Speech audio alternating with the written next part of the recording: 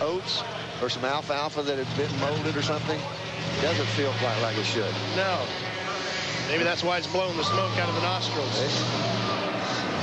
Well, we're not blowing smoke when we say the Maniac's running extremely well. Maniac is running very good. As we said, it had some problems with penalties in the obstacle course portion, but it looked really good. Here we go.